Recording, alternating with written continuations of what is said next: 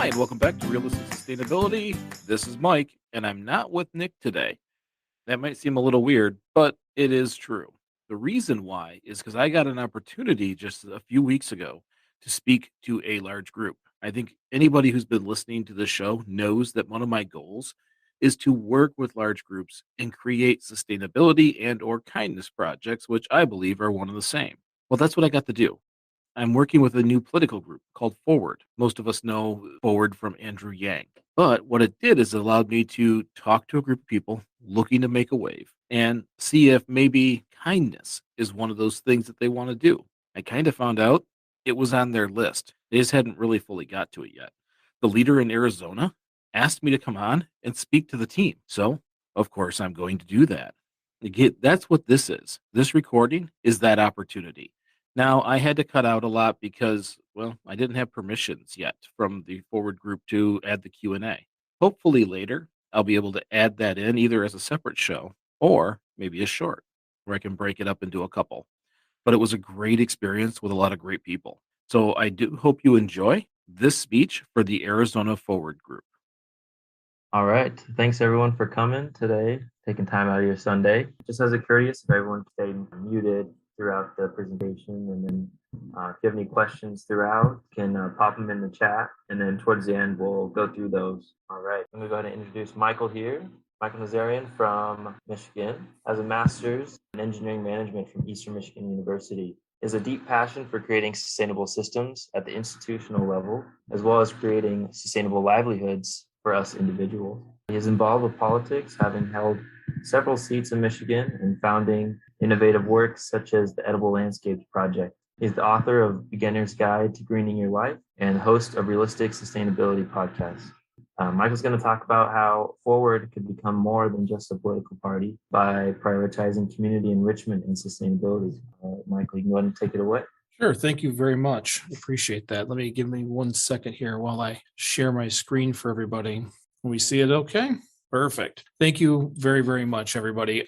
Kindness projects and action plans are kind of one of those things that I just absolutely love. It is one of those things that no one can argue about. So I started to think about it here just recently. I've lived in my town for about 4 years, and some things happened as I started to work my way through a project that we designed here in Durand, Michigan. And I was lucky enough that Arizona would let me sneak into some of their meetings for Forward, and I can go to the Michigan meetings. And I started to think how these can be connected. There are some things that we can do that can really set Forward apart. Now, I'm a bit biased because I love these kinds of projects, but today my goal is to convince the state of Arizona and the Forward group to adopt kind of a philosophy, create a core value. I always want to say create a core value of kindness, but from all the people I've met, that's kind of there by default. But I kind of want it on paper, like create something that other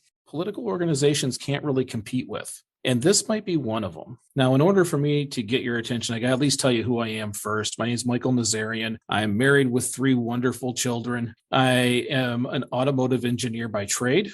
I am a sustainability nerd. I own a community enrichment center. I bought an old bank so that I could work out of it with engineering stuff. And in the process, we turned it into a community center. Kids STEM, reading labs, and adult enrichment classes are held here. For years now, since 2016, I've worked with a company called STEMnetics that helps kids on the north end of Flint. I'm sure everybody knows the city of Flint, Michigan. It's usually one of the most underserved cities in Michigan. And so we spend a great deal of time in what people call the worst place in the United States. It's not, to help kids with STEM. I'm a sustainability consultant, a co-host of the Realistic Sustainability, the podcast, and I did write that book that he was talking about earlier, the Beginner's Guide to Greening Your Life. I am an adult who went back to school at 36, so I was a dropout prior to that, started school 10 years ago, got my associates from Mott Community College, bachelor's from U of M. That's where I learned I love sustainability, and then my master's from Eastern. But more importantly, the things that I've done is I've tried to embed myself a little bit within my community, mainly because my kids go to school here. I had put roots down and I thought, well, I should probably be a part of my community. Here in Durand, it was a different environment. Everybody kind of functioned separately. We had a lot of great people, but they didn't always work together. So I requested a spot on the Planning Commission. That's an appointed position. The mayor at the time appointed me to that position. I've held it since. They've also appointed me to be on the committee for the city's new master plan and their non-motorized transit plan. Since then, I've helped found the Edible Landscape Project, which is one of those pride things, is one of those things that I'm very, very, very prideful that I've started. And that's the example I'm going to give you today. And I'm also on the board of the Chamber of Commerce. A little bit of background before I go too far. I have really kind of dipped my toe into a couple of different political realms. When I was younger, I went to the Republican Party and I went to their meetings. It didn't take very long before as I was explaining to people that no one believes every single thing on a menu, and that if you believe more than not, you're probably in the right place. That, at least in that group, was not the answer. I was told that I didn't have to come back if I didn't want to. I took the hint. So then I went over to Blue Team and went, okay, the Democratic Party, maybe I'm welcome here. And I was, but it was like, and then some of my nerdiness is going to come out. It's like sitting through a meeting with the Ents from the Lord of the Rings. It was slow.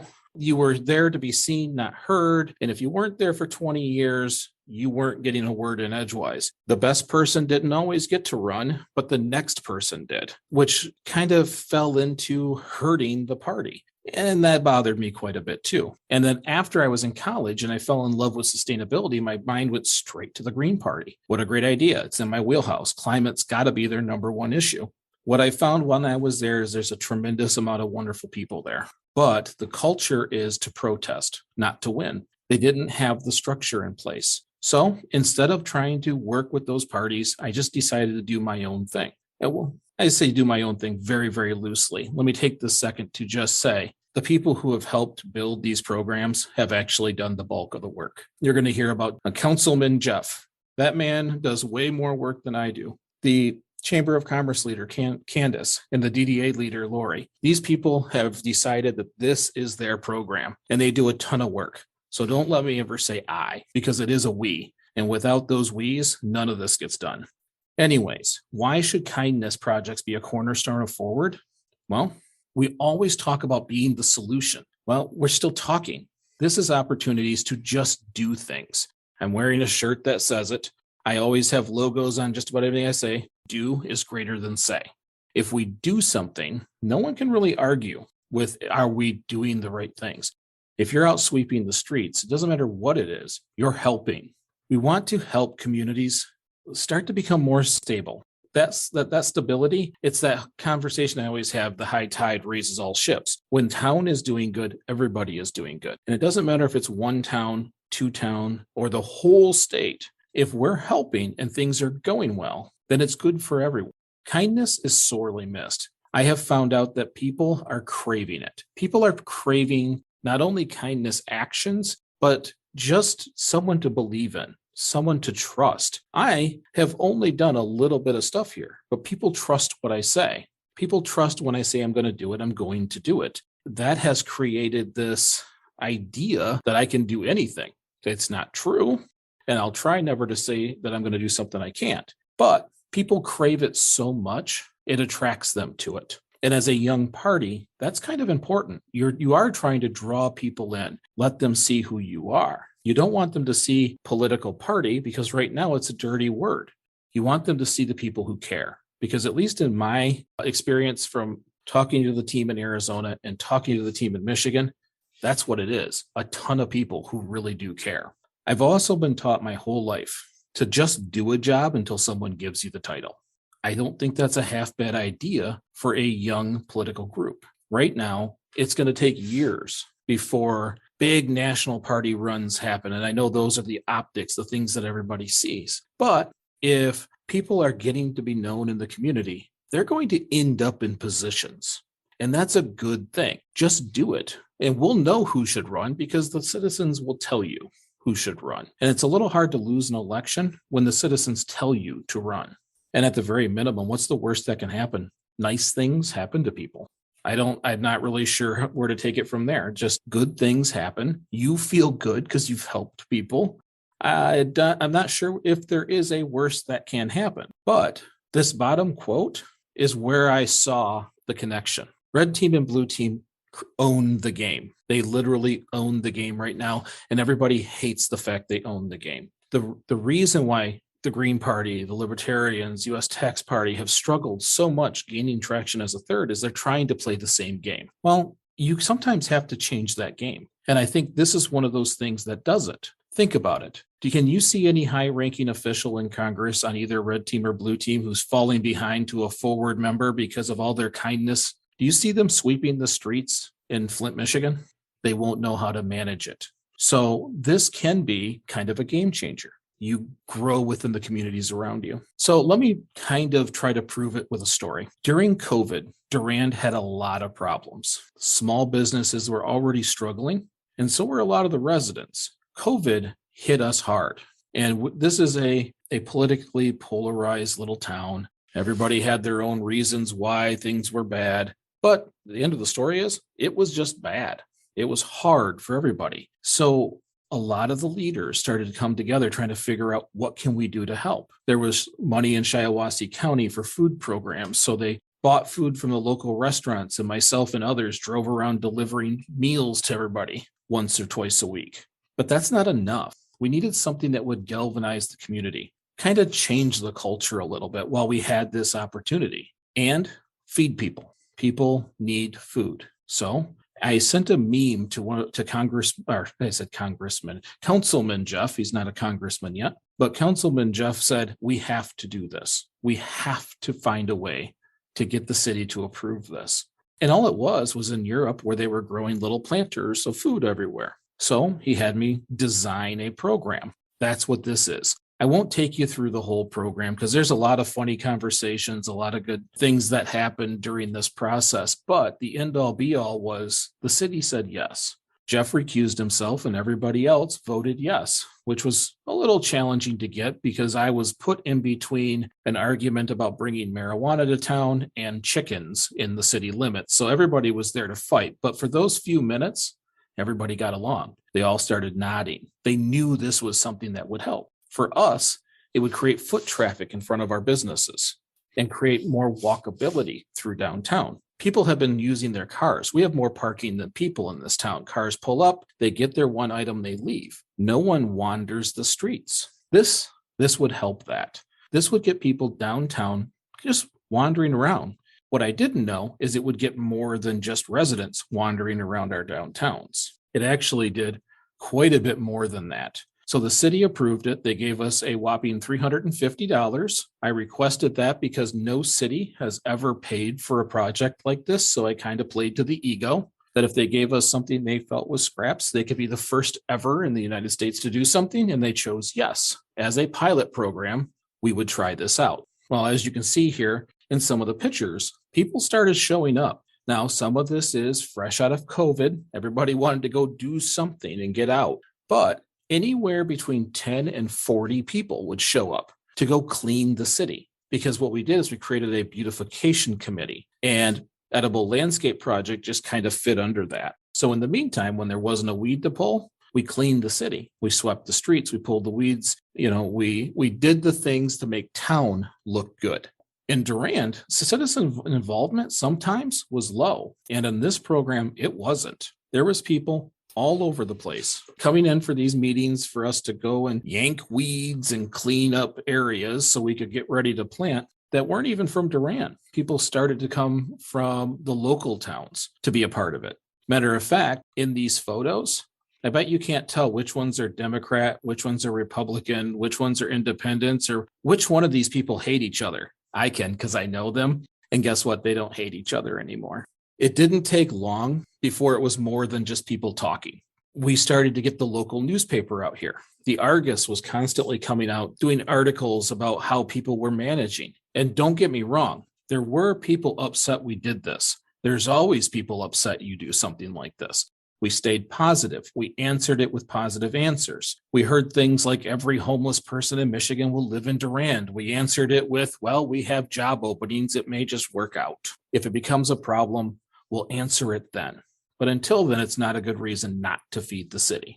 And it kept moving us forward. Next thing you know, TV stations are showing up. Yep, those are a couple pictures of me on television explaining how we put plants in the dirt so people could eat it. And then, oddly enough, I'm sitting at my desk working, and I get a message from the New York Post requesting a quote. I promptly deleted it as spam because I did not know why I'm receiving these. Finally, someone called my phone and said, based on the AP article, I'm sure you're very busy, but can we get a quote?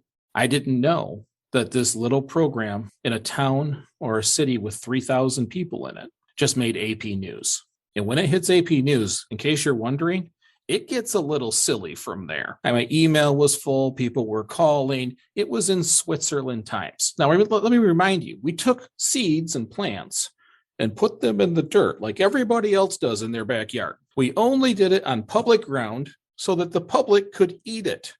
And people in Switzerland now know. So I was excited and a little sad, but okay, this is good for Durand. People were coming from all over the state to come see the same plants that were in their backyard, but on our streets. They were praising the town. The mayor's getting phone calls. At this point, he'll let me do anything just because he's getting all this praise. Things are going great. And no one's eating the food. No one. Because immediately everybody thought it was for the quote unquote needy. And no one wants to be seen as the needy. That was the next problem we had to solve. We literally staged pick events where I carried bags of rocks, pretending like I'm picking food and waving to the cars because I was seeing people at midnight and 1 o'clock in the morning picking. People needed the food. They were just trying not to be seen. Well, that's a stigma that has to be broken. So we did multiple events pretending to pick, taking things and giving it to people. And it started to work. People started to walk the streets and pick. And that positive feedback loop just kept working. The more people who did it, the more who wanted to do it. Before I switch slides, I got to tell you, top left, you'll see Friends at the Shores. That article is a picture sent to me from one of my best friends. His mom follows everything we do. This was the article from Durand, and it was about the Edible Landscape Project that was in the little newspaper, in the village paper in their retirement community in Florida. She took a picture, sent it to him. He sends it to me with, apparently my mother is stalking you. But that's what happened. It just kind of went everywhere.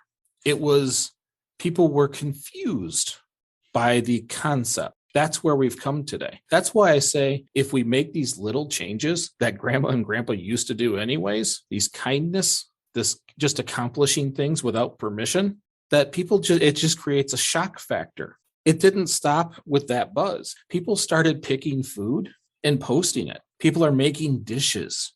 Look what I made from our Edible Landscape Project. I was fed today by my city. It used to be everybody complained that the city didn't do anything for the residents.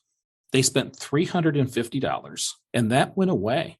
People didn't feel that way anymore. They were running out. They were picking food. They were able to eat. Now, granted, we only had so much. There was there was some people bummed when they couldn't get enough, but the city used its money to help its citizens. Also a novel concept. So as you look through here, you see Facebook post after Facebook post of people just excited. Remember I talked about Jeff? Well, there's Jeff. Jeff is not only excited about being able to do the project, but he is giddy at this point. What is this, October 19th of last year? His pride in how people were acting was so through the roof. You couldn't get a smile off this man's face. So here we are coming out of COVID. Business is still a little bit struggling, but now we have mayors from other towns coming in. We have citizens from all over Michigan wandering the streets of Durand, which is not a common occurrence. And Durand is benefiting from it. People would come to me while I was cleaning up gardens. What is this? I'm like, you've never seen a garden in the middle of a town before? When you're done eating, feel free to take some produce with you. They're like, I'm not from Durand. I'm like, well, we don't have the manpower to card you, so it's going to be okay. Just take what you want.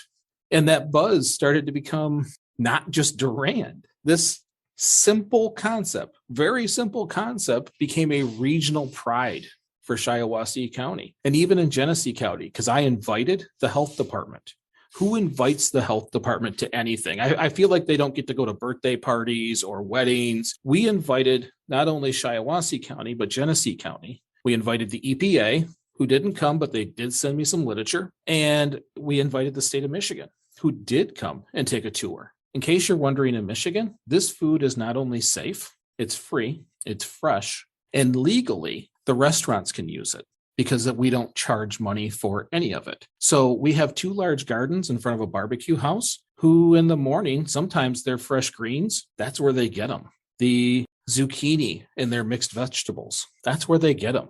That's closer to farm to table. That's right over there. And that's what we wanted. We wanted to bring food to the community, just mixed in as part of the city. And you would think like local buzz, all these things, these are really, really good. By the way, we're not great at advertising. They're just seeing us. Candace is amazing. She did send press releases and things of that nature. But most of this stuff, people posting these things on Facebook, these are just some of the ones I caught. Next thing you know, we're being invited to speak at a Michigan conference. Durand is a tiny community.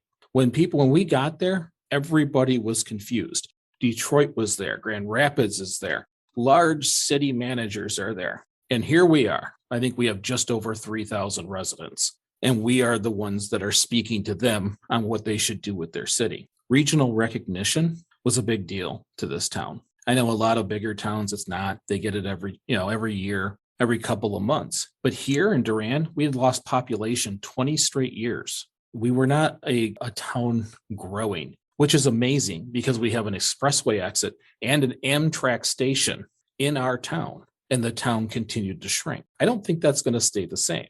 I think that's going to change the next census we see. But in the meantime, Michigan, the Michigan Downtown Association came to us. First, put us on the podcast. After that was done, they were like, yeah, I think we want you to speak. And that was my first time speaking publicly about this program. It was so exciting. We got an opportunity to tell everybody how to do their job, which I kind of thought was rude, but it was still a lot of fun. And that's where I started to think about this whole concept that we're doing such a small action for almost no money. And everybody is shocked by it. That shock factor.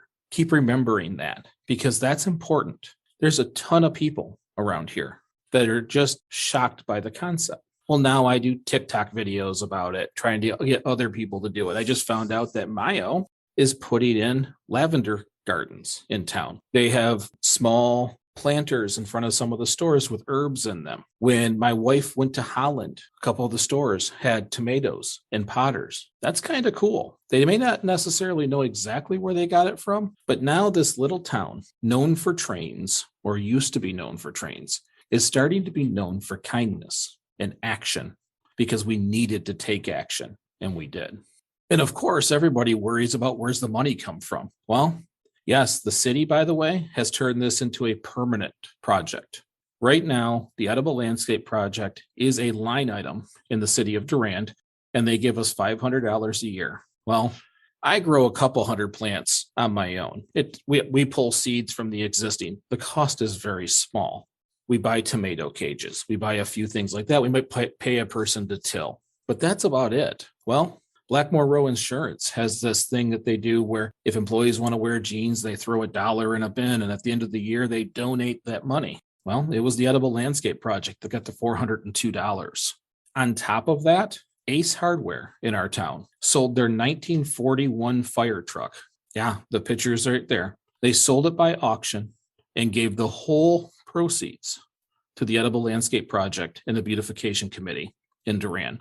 Over $5,000. That project is good now. It's good for a long time. We're now talking about possibly putting up a community greenhouse with some of that funding. And then the company who auctioned it donated their fees.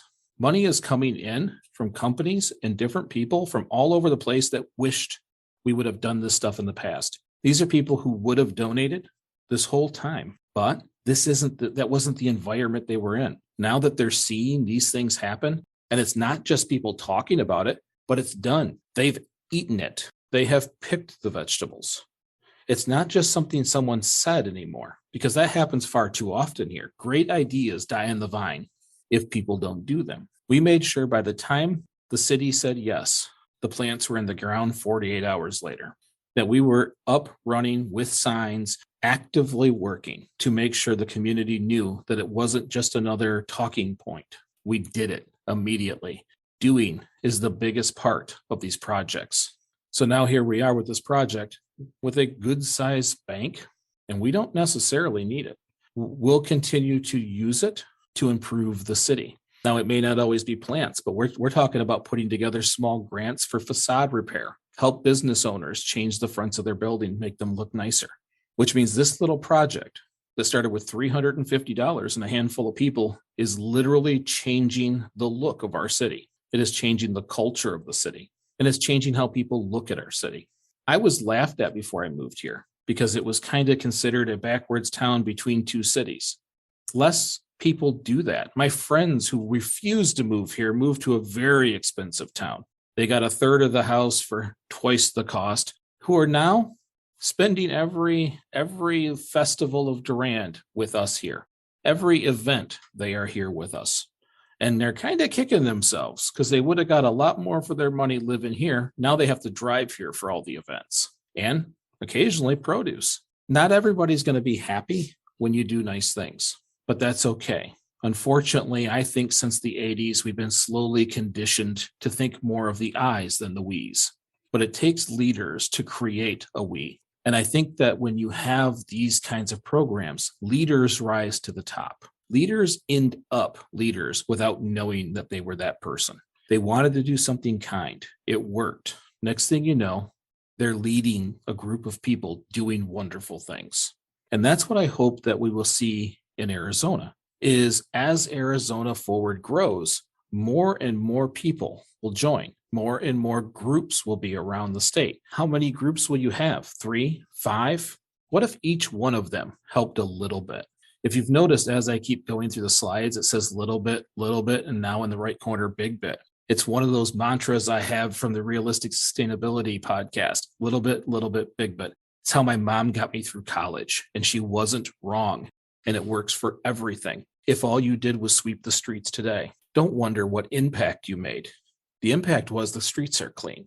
Tomorrow, do something else. Next month, do something else. Over time, you will just be known as the person who helps people. That is not a bad thing.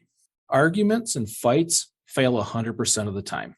Some people think they've won, but both people leave mad. So we don't argue, we don't fight. We pick a cause and we do it. We fix the problem. This is only one of the projects. My community center has done a free mom-to-mom giveaway where the whole community brings in stuff they just no longer need, and the ones who need it show up and take it. In case you're wondering, that cost me exactly $0. Just a little effort to organize. This Halloween, I gave away over $1,000 in free costumes to families because that's a burden. School supplies, $1,500. Not only did businesses pay for that for me, but the city of Flint, which is in a whole different county, gave me a bunch of their supplies because I helped them so much. It's all for quote unquote the cause. You start building partnerships and you don't even know you have them. The last time I taught in a kid's school in Flint, the superintendent said, I need to talk to you about this edible landscape thing. I think everybody needs to eat, and he's not wrong. And I will help with that. The goal of me speaking today is that you feel what I feel. You feel that in order to be viable quicker, it's really easy. You do the things you want to do anyways, which is help others. This photo that's in this picture actually has our state representative who came in to see the edible landscape project. He ended up donating to the edible landscape project. This is a picture that has a state representative. It has a county coordinator. It has a mayor from a neighboring town. Why? We put food in the ground so people could eat it. That is it. We've learned to strip the politics away from the issue. I had someone call me a damn liberal for giving away food. My answer was, really? You're upset because I'm feeding people? That sounds like something that was supposed to be okay. Everybody chuckled. They got quiet. We moved on. It doesn't have to be a fight. All I'd like to do is make sure that kid isn't hungry anymore. Not sure why you're upset about that. And next thing you know, the politics stripped right away from it. And everybody helped. Kindness projects draw unity, and it quiets those pessimistic people. They can't be there for it. Everybody's too happy to be doing it. I don't know if you've ever stuck your hands in the dirt, but it's kind of therapeutic. And you can do it next to someone you hate. And by the time you're done, you may not hate them anymore. You've just realized that they're not the meme on the Facebook that you were mad at, but just another person. They need food too. And next thing you know, they won't tell anybody, but they might even become friends.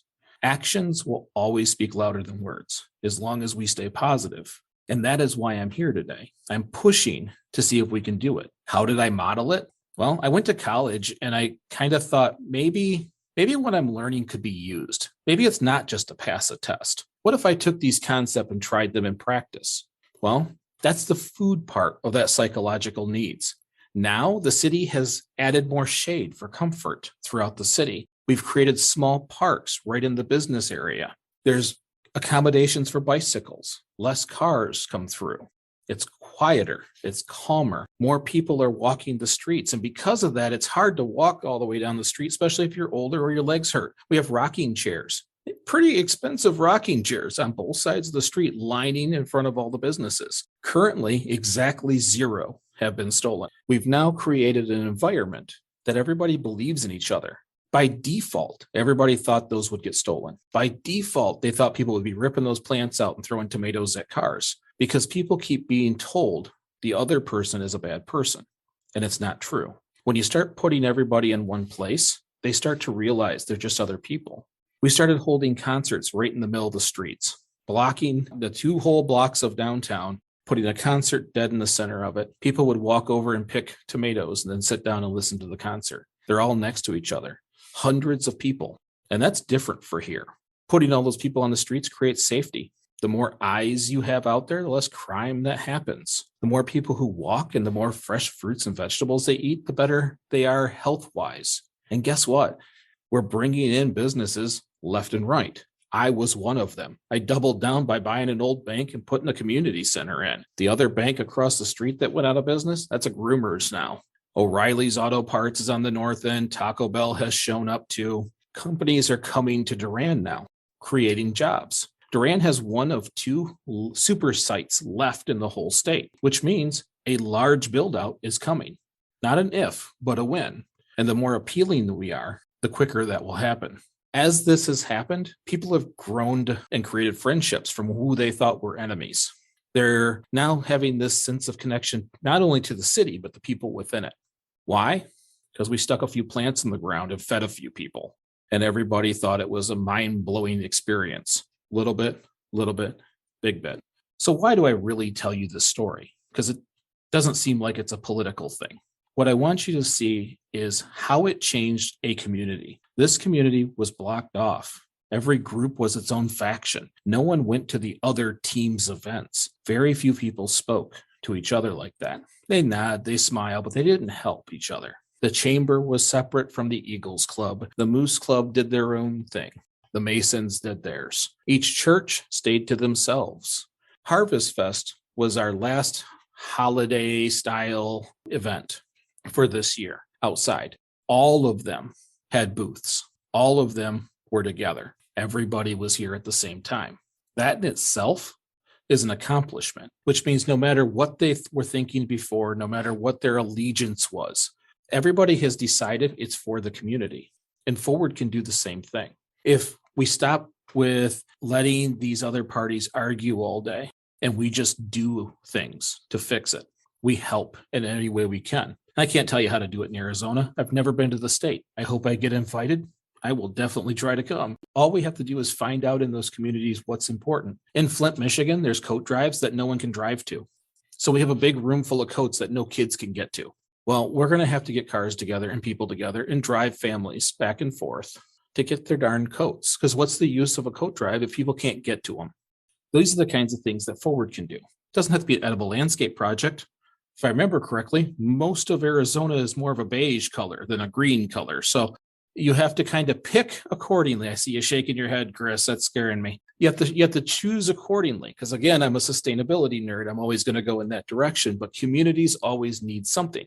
Imagine, well, before I go to that, I have to say my favorite quote. Horace Mann is my favorite quote I got. And I'll tell you, I got it from Neil deGrasse Tyson. Be ashamed to die until you've won some victory for humanity. And I got to tell you, I didn't start till I was 36, but I'm hell-bent on it now. Imagine if everybody who's elected people want to vote for because they worked side by side with that person. They know that person personally. They've met their wife. How many politicians go to the same grocery store as us? How many politicians sit next to us at the movies? They don't. They live in their own little world, their own little quote unquote gated community. That, if we want anything to change, that has to change. And there's a way to do it. If it takes 6 to 8 years before Forward is viable in national elections, what if all those seats underneath are filled with Forward members? What if someone did such a great job in a state, they asked them to run for representative? By the time they're really searching for representatives, you might even have some already because the people got to know them. And here's the other thing. I'm from Michigan. Flint is a big deal to me. The Flint water crisis angered me to no end because I worked with those kids. How many people who works with those kids can get elected as governor and then forget the city? I don't think any of them. That's how we get leaders. That's how we get people who care. They grew up with those individuals. You don't change the water supply and put risk into it when you've spent the last 4 or 5 years helping them. Here's another thing. Let's say I was governor tomorrow. I'd still be in Flint the next week. Job or no job, there's certain things you still do. And I wouldn't be scared to do that like most politicians are because I know the community and they know me. So imagine if we never had to worry about that again, that grassroots really meant grassroots and leaders sprung up from people who just helped communities. That's what I'm talking about today, is taking small actions. They don't always have to be massive impact. Little bit, big bit. Over time, the impact will be insurmountable. These other groups won't know how to deal with it. You've changed the game. It's hard for someone to criticize you in an advertisement when the people they're advertising to know you because you're going to show up this Sunday and help sweep the streets.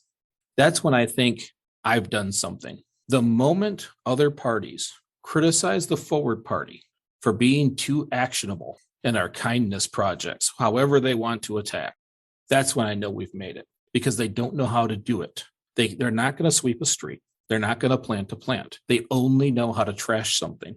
And it's a little hard to trash kindness. It is my hope that the state of Arizona, soon the state of Michigan, hopefully Massachusetts and Washington State, I get these opportunities to talk to more and more states, and they sign on to this. What is this? I would recommend 2 hours a month. Give me 2 hours a month. That's all I need. Preferably 4, but I'll take 2. And if you want to do more, super. You add a drive online that's just a pride drive where people take pictures of what they're doing and throw them in there just for us, not for the media, not for anybody else. Trust me, they'll pick up on it on their own. Just go do what the community needs. If that community just needs the fence line cleaned of all the garbage near a school, get the team together, grab a few bags, and go pick up the trash. Go out and get a coffee, and then go home. Next month, give me 2 more hours. That's all I want.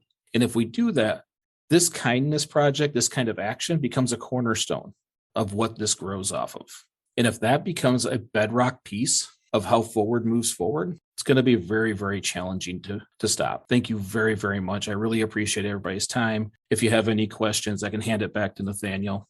And if anybody would like to contact me, these are the best ways to do so. My name with my email there, greenyourlife.org is my website. There's Twitter, Facebook, TikTok, and always remember, doing is always greater than saying. Thank you. I had a lot of fun doing that. I get kind of in a groove. I started a little slow, but as I got going, I just have a great time talking about kindness projects and sustainability. I know we're bummed there's no Nick there, but we'll bring him back here soon. So I hope you enjoyed that episode. If you did, share it with a friend or post it on social media. If you want to support realistic sustainability, you know what to do. Leave us that 5-star review, click a like, follow us. All those things that tell everybody else they should do it too. Remember, every time you leave a good review, maybe it's someone reading that review that gives us a chance. So I appreciate it. And last, if you feel like realistic sustainability brings a lot of value to your life, well, support us financially. You can do that at greenyourlife.org/podcast, and you can do it for as little as 99 cents a month. And for all of you who already do, thank you very much. We do greatly appreciate it. Thank you so much. And remember, we only do this getting together each week so we can get a little bit better. Little bit, big bit. Thanks for listening, and we'll see you next week.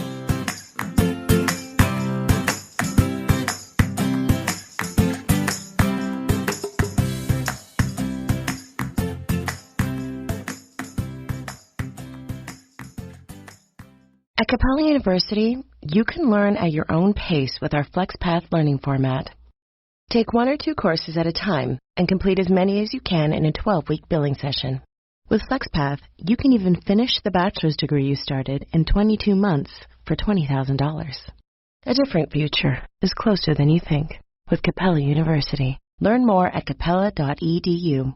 Fastest 25% of students. Cost varies by pace, transfer credits, and other factors. Fees apply. What's going on, everybody? My name is Rob, and I'm the host of The Curated Culture, a weekly podcast dedicated to dissecting the latest and greatest news from around the world of tech and pop culture. Now, we all know the internet can be a busy, noisy place, so let us calm that noise for you. Join us as we discuss the latest and greatest topics from the people and sources that matter most. Check us out every Thursday as we jump into fresh, original content, new interviews, and a host of other subjects that we know you'll find interesting.